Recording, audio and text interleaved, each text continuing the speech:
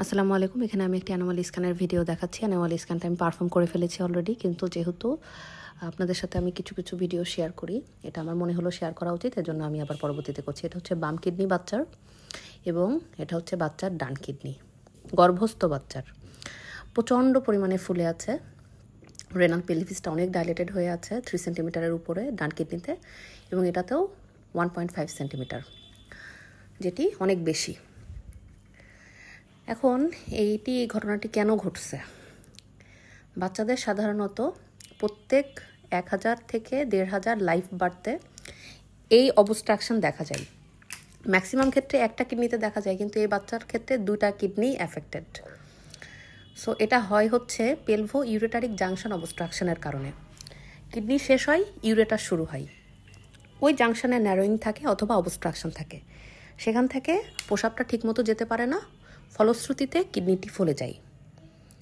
এই বাচ্চার ক্ষেত্রে ডান কিডনিটি অনেক বেশি অ্যাফেক্টেড, যেটির রেনাল পেলভিস ডায়ামিটার 3.8 সেন্টিমিটার, এবং বাম কিডনির ক্ষেত্রে রেনাল পেলভিসের ডায়ামিটার হচ্ছে 1.5 সেন্টিমিটার, যেটি বেশি। আচ্ছা, কি ঘটনা ঘটলো আমি একটু ছবি আঁকি আপনাদের দেখাই।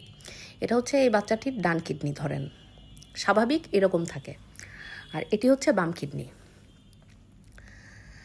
এরপরে কিডনির শেষ হলে ইউরেটার শুরু হয়। এই যে এটা আমি এখন যেটা দেখাচ্ছি, এটা হচ্ছে ইউরেটার,